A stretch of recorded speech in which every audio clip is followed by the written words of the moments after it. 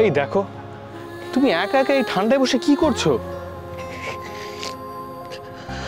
কনক, কি তুমি কাঁদছো কেন? কি হয়েছে? যেটা হলো সেটা একদম ভালো হলো না। কি ভালো হলো না? কিসের ব্যাপারে কথা বলছো? আমি তো কিছু বুঝতে পারছি না। আজ আমি তোমাকে আমার ভালোবাসার বন্ধন থেকে মুক্তি দিলাম ঝিলমিল।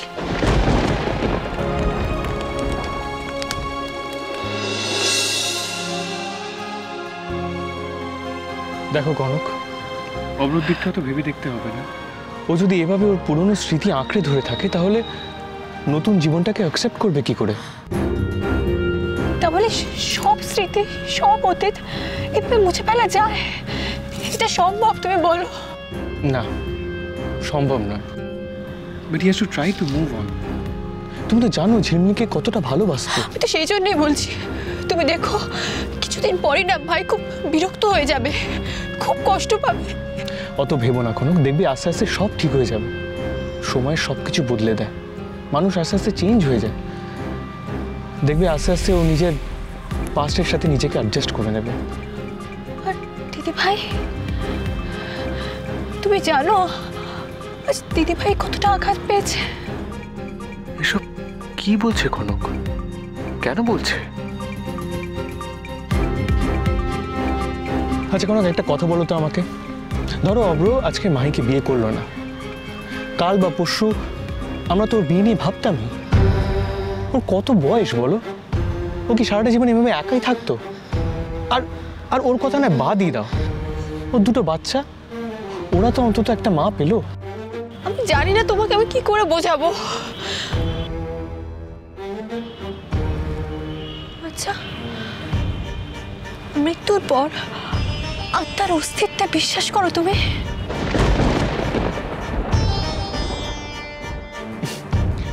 Absolutely not.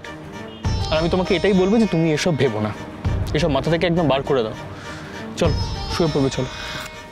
আমার কিছু ভালো লাগছে না, আমার ঘুম আসবে না। তুমি যাও গিয়ে ঘুমিয়ে পড়ো। মানে তুমি সারা রাত এখানে বসে থাকবে এই ঠান্ডায়? একটু একা থাকতে দাও আমাকে।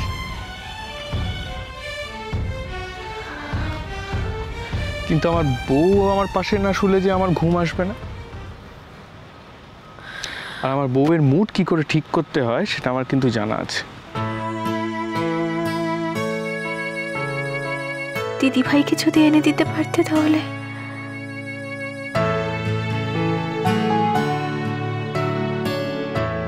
তেঁতুল। তেঁতুল তুমি তো পছন্দ করো না। না, একদমই করি না, কিন্তু কি করব, আমি যাকে ভালোবাসি সেই যে এটা ভালোবাসে। চলো আর বেশি ভেবো না, শুয়ে পড়ো। এটা গায়ে দাও।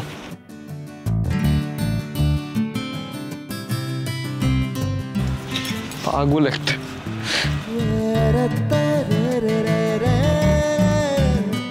এ তো রোমিও জুলিয়েটের শো চলছে দেখছি। রাধে রাধে।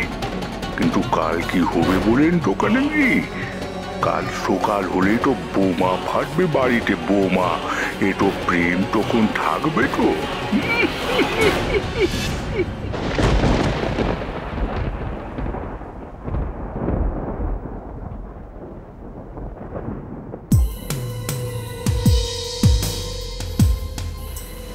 মাহি, তুমি? আমি জানি কনক, আজ অব্দি এই বাড়িতে এই কাজটা তুমিই করে এসেছো, কিন্তু চিন্তা করো না, এবার থেকে আমি সামলে নেব সব। খুব তাড়াতাড়ি তোমার লক্ষ্যে পৌঁছানোর চেষ্টা করছো তুমি মাহি, কিন্তু এত ধকল তুমি সহ্য করতে পারবে তো? কি হলো কনক, এত কি ভাবছো দাঁড়িয়ে দাঁড়িয়ে?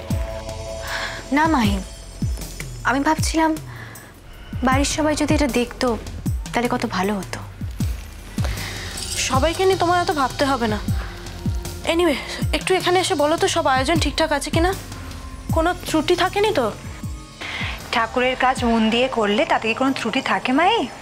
ঠিক বললে তো বৌরানী? একদম ঠিক বলেছো পিসিমণি।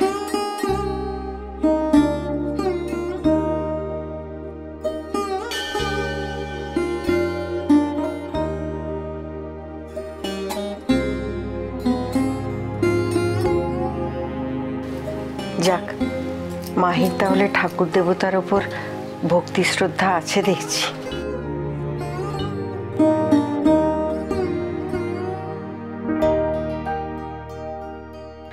শ্রদ্ধা ভক্তির ব্যাপার এটা নয় মা। আমি যে এখানে কনককে ছুটি দিতে এসেছি। যাক, মাহি যখন সব অ্যারেঞ্জমেন্ট করেই রেখেছে, তুমি তাহলে পুজোটা শুরু করে দাও। কেন সাত্তকী, তুই কি ভাবিস আমি পুজো টুজো করতে পারি না? না মানে তোর মুখে তো এসব কখনো শুনিনি। ঠিক আছে, তাহলে আজকে নিজের চোখেই দেখে নে ভালো করে। অভ্র, আজকে পুজোর তুমি আর আমি একসঙ্গে আরতি করব।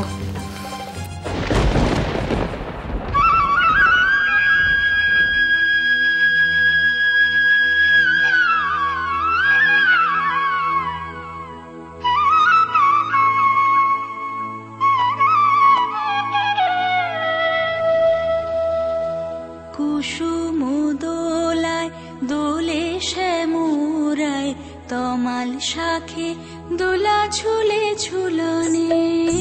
কুসুম দোলায় দোলে শ্যামুরায় তমাল শাখে দোলা ঝুলে ঝুলনে।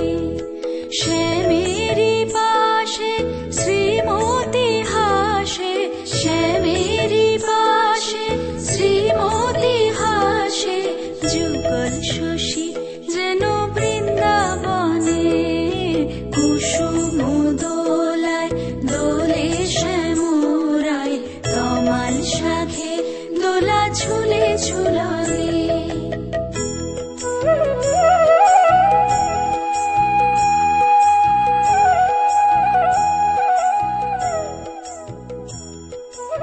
ছোট বৌদি, কে গাইছে গো?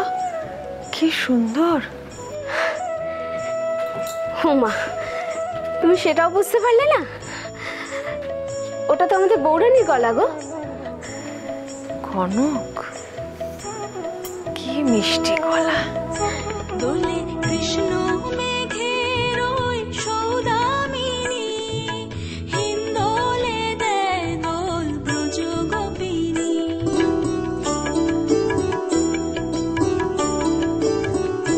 দোলে কৃষ্ণ মেঘের ওই সৌদামিনী, হিন্দোলে দেয় দোল ব্রজ গোপিনী।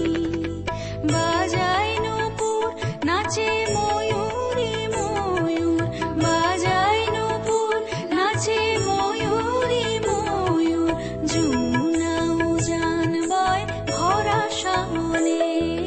কুসুম দোলায় দোলে শ্যামুরায় তমাল শাখে দোলা ঝুলে ঝুলনে।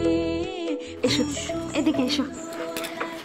জানো তো, বৌরানী যখন পুজো করে তখন না ওর কোনো দিকে কোনো হুঁশ থাকে না। কিসের পুজো? সে কি গো, তুমি সেটাও ভুলে গেছো? এ বাড়িতে রোজ রাধা মাধবের পুজো হয় যে। রাধা মাধব? ও বাবা, তাহলে তো ভোগ বানাতে হবে।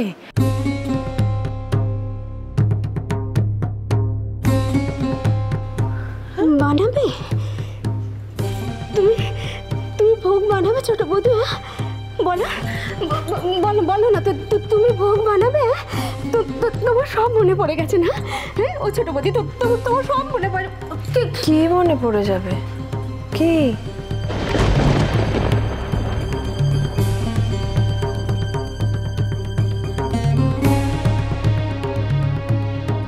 তুমি জানো না, তুমি রোজ সকালে স্নান করে নিজের হাতে রাধা মাধবের ভোগ বানিয়ে তার পুজো করতে। তোমার তোমার কিচ্ছু মনে পড়ছে না?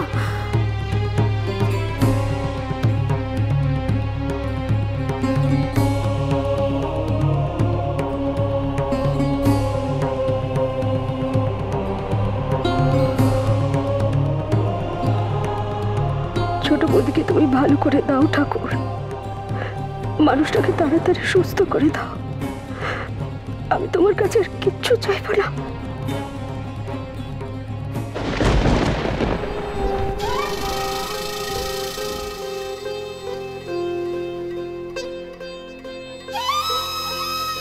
প্রথম দিনই বাড়ির রীতিনীতি সব ধরে নিয়েছো তুমি?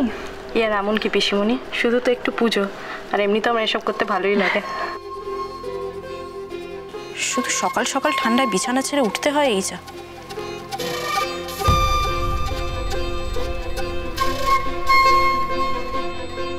তবে কনককে হারানোর জন্যে এটুকু কষ্ট তো আমাকে করতেই হবে পিসিমণি।